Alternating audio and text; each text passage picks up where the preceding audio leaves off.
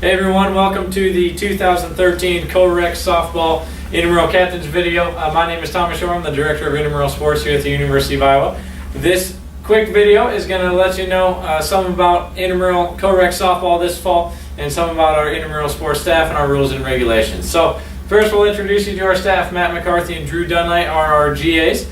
They will be helping you out with a lot of administrative stuff from our programs, and you'll see a lot of them as we get going here. Our Intramural Sports student staff, these are our supervisors. There's 9 of them. You'll see them out at the fields on a nightly basis at the softball complex, helping you out, getting teams signed in, things like that. If you have any questions about anything Intramural Sports, find them. They'll be wearing their black Intramural Sports program polos and yellow name tags. So find them. Any questions about Intramurals, they'll be happy to help you. IronLeagues.com is a website that you are somewhat familiar with, at least at this point.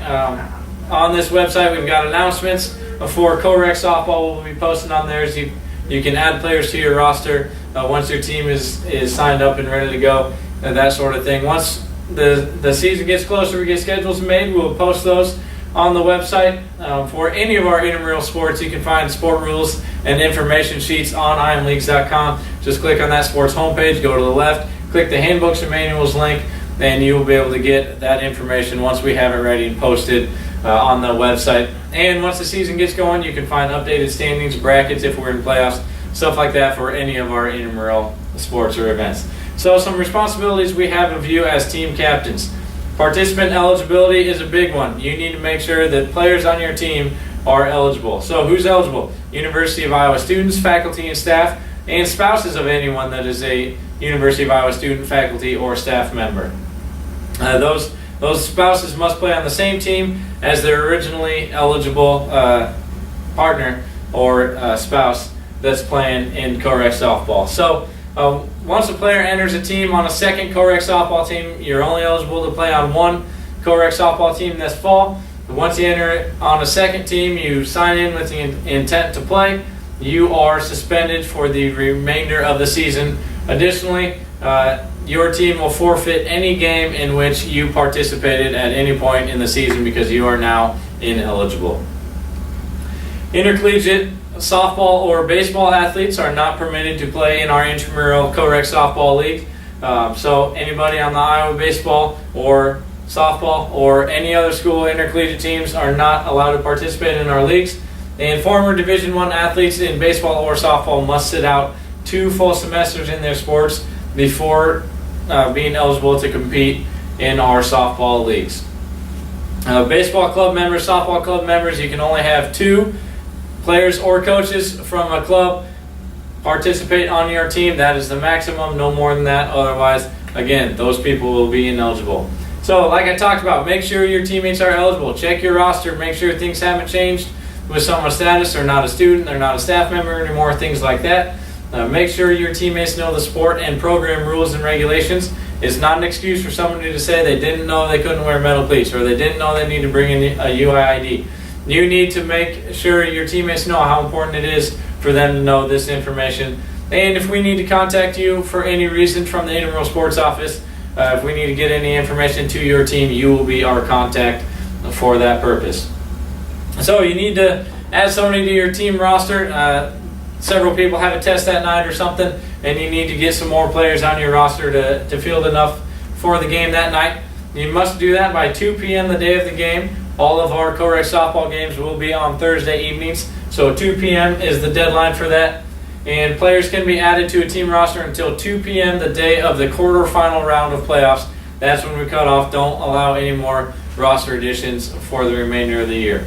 Again, check IronLeagues.com frequently to make sure everybody's eligible that's on your team. Things can change. If you need to drop a player, you can submit a player drop request form. You can get that on IronLeagues.com, the Intramural website, or on the main deck of the field house. Complete that, email it to us, scan and email it to us, or drop it in the drop box located outside E216 field house. If that player has not participated in a game yet for your team, we can go ahead and drop that person. University of ID cards will be required to be shown to the Intramural Sports staff prior to your participation. Every time you play, you must show a University of Iowa ID card that is yours and has your picture on it. Each player will check in, like I said, prior to the game with the supervisor in the concession stand to get checked in to play that game that night. No ID equals no play. There are no exceptions to this. Make sure you're telling your teammates to bring their IDs. It's important that you remind them because they will not be able to play without a University of Iowa ID card that is theirs. If someone misuses an ID, and we do catch people that do it, make sure this is not happening. If it happens, we find it out, we discover it, that person will be suspended from intramural sports for quite a bit of time usually. We've had participants suspended up to a year for this, so don't do it. Make sure nobody on your team is doing it. And that's a violation of the student code of conduct. We'll pass that along to the Dean of Students office, and there are university sanctions that can follow as well. While you're out there participating, we want you to be good sports, and we don't want you fighting with anybody on the other team or your team for that matter. Any player that participates in a fight will be suspended from any recreational services activities, aquatics, CRWC use, fitness classes, anything that Rec Services does will be suspended for at least 1 calendar year, and again, that will be passed on to the Dean of Students office for further disciplinary actions. We have a new sportsmanship rating this year, so if you played in past years, every co-rec softball game, the officials will give each team a sportsmanship rating, between 4 being the best, 1 being the worst. In previous years it was opposite of that, but we are now the same as a GPA, so 4 is good, 1 is bad. Teams receiving a 2 or a 1 will be notified of that poor rating from our office, and any team receiving a 1, that captain will need to meet with our staff to discuss what happened, why your team couldn't act like adults, things like that. We don't want to deal with those. That takes your time, that takes our time. Be good sports out there, we won't have any issues. Throughout the season, your sportsmanship ratings will combine to make a sportsmanship point average, or an SPA as we call it. Your SPA must be 2.5 or better in order to qualify for the playoffs, and if you are in the playoffs, it must stay at 2.5 or better to continue in the playoffs. Whether or not you win or lose, if you drop below that 2.5, your team will be removed from the playoff bracket. If someone's not acting like an adult, like we know all you University of Iowa students, faculty, and staff members are, that person can be ejected by our umpires, by our officials, or by our supervisors in any intramural contest. So if this happens, that person will be required to meet with the intramural sports administrative staff.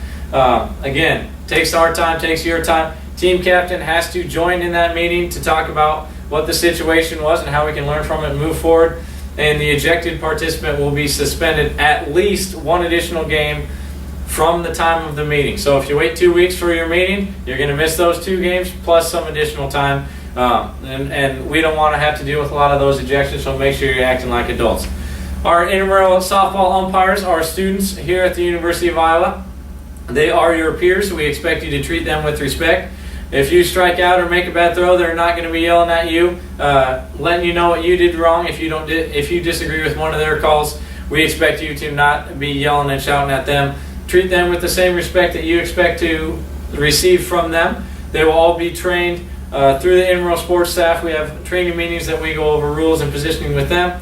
They're all trained through us. Some of them are certified beyond intramurals in ASA or NFHS. Some of them, this is their first time umpiring any sort of softball. So keep that in mind. They're your peers. We're going to treat you with respect. You treat them with respect. If you don't show up to play your game, this isn't a good thing. We schedule the games with the intention that they will be played. So if you're not there ready to play, that means you have the minimum number of players. They're all wearing their cleats and uniforms for the game, stuff like that.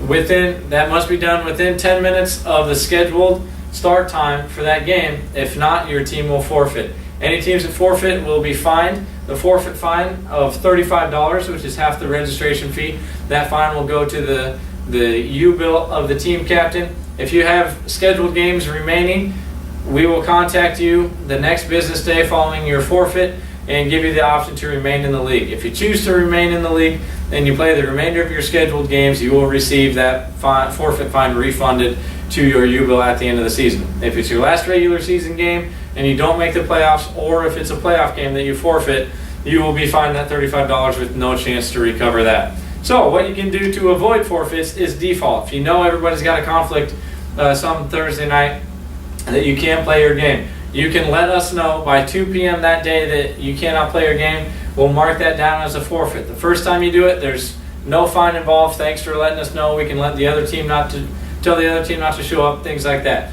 The second time you do it, now we've got a situation. We want these games to be played, so we're going to have to fine your team 25% of the registration fee. And then if it happens the third time, you will be fined 50% of the registration fee on top of the 25% that you've already been fined. And this is as a result of we're taking the time to schedule these games. The other teams are expecting to play these games. They're missing out on those games if your team isn't showing up. So point is, we want teams to play the games for which they are scheduled. To default, you can contact our office. You can email Matt McCarthy, one of our intramural GAs, at matthew-mccarthy@uiowa.edu, or you can call our main office number for intramural sports. It's 319-335-9292. That must be done by 2 p.m. the day of the game, so 2 p.m. on Thursday afternoons for your game that night. Now Matt McCarthy, our senior GA for intramural sports, is going to come tell you about some more information specific to the softball leagues, and then some more additional meetings and things that we have coming up as part of our program. Yeah, thanks, Tommy. As Tommy said, my name is Matt McCarthy. I'm the GA. I'll be emailing you as soon as registration is done. I'll be letting you know when stuff is up on IM leagues and stuff like that. So keep an eye out for my emails, and I won't send you too many. So the ones that I do send are going to be important for our leagues.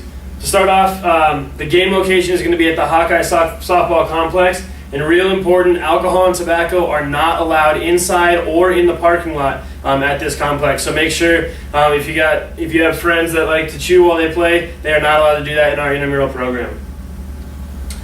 A team is composed of up to 10 players in the field. You need 8 to start the game. A full roster is going to be 5 males and 5 females on the field at once.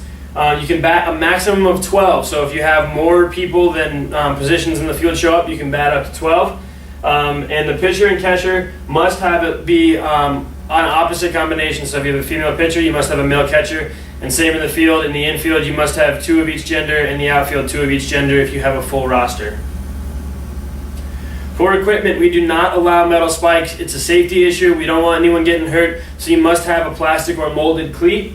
We will use 12-inch softballs that we will provide for you, so everyone's going to be using the same ball, but they are real softballs. They do hurt if you get hit by them, so just be careful of that. And then you must bring your own glove. We will not supply gloves for teams. Your schedule will be posted by Friday, September 6th. We're going to try to get them out sooner than that, but at the latest, they'll be out Friday, September 6th, so you have almost a full week before games start on Thursday, September 12th. The standings are going to be posted on the intramural bulletin boards outside E216, as well as imleagues.com, the website that you're on right now. The top 2 teams of every 4-team division are going to make it to playoffs, and all that, well, you can track online. You can see where you're standing in your divisions. If you know other teams, other friends, you can see where they're at. All that's on IM Leagues.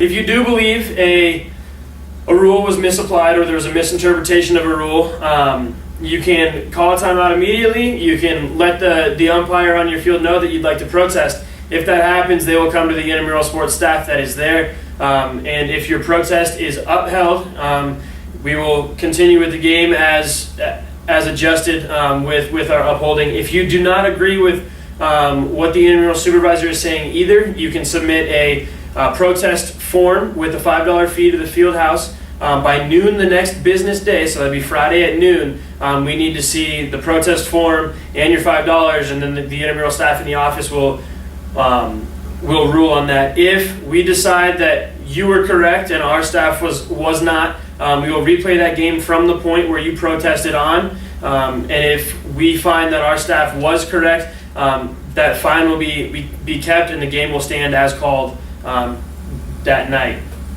So some quick game rules. These are really important for you to pass on to your teammates. We're not just going to hold you accountable for these. We're also going to hold your teammates accountable. This whole video, you need to be telling your team what to expect, and so that they know as much as you do. So to start, you start with a 1-and-1 count. That's really important. You have 1 ball and 1 strike against you when you step into the batter's box. So make sure that your team understands that they don't get 3 strikes. And a foul ball on a 3rd strike does result in an out. There are no foul balls after you have 2 strikes. The pitch must be above 6 feet and below 12 feet. So there's a window in there that the pitch must, at its highest point, be above 6 and below 12. And your team is only allowed 3 over-the-fence home runs a game. So you can hit as many in the park home runs as you'd like, but only 3 in over the fence. After 3, every home run after that is considered an out. An infield fly will be applied during this league. The games are played 7 innings or 50 minutes, whichever happens first. You may end a game at 6.5 innings if the home team is up. After the away team bats in the 6th inning, we don't need to go to a 7th inning. That is going to be a complete game. And no new inning will start after 50 minutes unless the game is tied at that 50-minute mark. So it's 50 minutes and we're done. The games will be official after 5 innings. So if for some reason we have to end a game due to weather or anything like that, after 5 innings, the game is official. 4.5 if the home team is up after that fourth inning.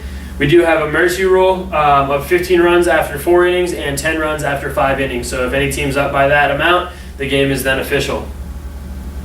For substitutions, if a player comes in on offense and hits, then they must play at least 3 outs on defense before they can come back out. So no matter what, when they're inserted into the lineup, they must play 3 defensive outs before they can come back out of the lineup, unless there's an injury. Courtesy runners are allowed. If it's a prior injury, the courtesy runner must be declared when the batter steps up to the box. They must let the official or the umpire know, I will have a courtesy runner if I reach base safely. The batter is then responsible for reaching safely. If the batter reaches safely, then the last out of the same gender can come out and run for that batter. If the injury happens during the at-bat, then the last out of the same gender will then apply, but you don't have to ask for it beforehand. So for co-rec, which this season is, you cannot bat 2 of the same gender back-to-back. So you have to alternate male-female all the way through your order. If a male receives 3 straight balls, they are awarded second base, but the female still must hit. They do not get the choice to go to first as a walk, and they don't automatically get first. The female must still hit. And there's going to be a line in the outfield. It's a 180-foot arc in the outfield that every defensive player must start behind. So you can have 4 infielders plus pitcher and catcher, and then all of your outfielders must start behind that line. Even if you have a rover, everyone's got to start behind that 180-foot line until the ball's been hit. Then you can break that plane. If you're interested in becoming an official this season, we will have an officials training on Tuesday, September 10th at 6 o'clock at the Hawkeye Softball Complex Press Box. So if you'd like to learn more about officiating, you can come out for that. We'll be there at that time, and anyone's welcome to come try to officiate for us. Other meetings upcoming, if you're a free agent or if you would like to add people to your team, if you only know 8 people that want to play and you want a few more people on your team, or if you know 10 people that want to play and you want a few more, we will have a meeting on September 5th at 2 p.m. in room 201 Fieldhouse. This is going to be a time for captains who want to fill out their rosters can come in and do that, and also free agents, people that don't know anyone that also wants to play, they want to play softball, will come here and try to get on a team. If your registration is not completed by the deadline and we still have open slots in our leagues, we will have a waitlist meeting Friday, September 6th at 2 in 201 Fieldhouse again, and that will be a time where you can pay and pick the time that you play on Thursday nights if we still have space available. New this year for all of our sports, instead of just our big sports, we have the eCheckup to Go program. It's an online confidential alcohol assessment. If 75% of your team completes this at the end of the softball season, we'll refund your registration fee. So you pay up front, get 75% of your team to take this survey, and then we will refund you. The Buffalo Wild Wings Intramural Sports Points Championship, we're continuing that partnership with Buffalo Wild Wings this year. So if you keep the same team name throughout the year, so you'd be going for correct points, keep the same team name, compete in as many correct sports as you can, you get points whether you take first or last, you get points, and that builds towards your total at the end of the year. Champions are going to win a trophy, a big Eagle or Hawkeye trophy, a $100 gift card to Buffalo Wild Wings, and then up to 20 championship t-shirts from Buffalo Wild Wings. Continuing our Friday night series this year as well. So first fall semester, we're going to have kickball, bowling and mini golf, team handball, and canoe battleship. Pretty excited about canoe battleship this year. And then in the spring, we'll have wiffle ball, inner tube water polo, and late night softball. So these are all on Friday nights. They're once a month, and it's just an alternative to going out or doing other stuff on Friday night. And it's just it's a fun time to get out and play with your friends. So from here on out, the registration process looks like this. As soon as this video is done, you're going to need to complete the captain's video and pass it, and then you can then invite players to your team. New this year, the players on your team now have to complete a quiz as well. So make sure that they know that when they click accept from your team invitation or they request to be on your team, they will then be brought to a page where they have to fill out or pass the player quiz. Once your team has met the minimum player requirement, you can pay your registration fee and then select which time on Thursday night you're going to play this year. And all this must be completed by 11:59 on Thursday, September 5th. If you don't get it done, that's where, if we have spots, you can come to the waitlist meeting. If you have any questions, you can give us a call, 319-335-9292, or email us at intramural-sports@uiowa.edu. Thanks. Good luck this season.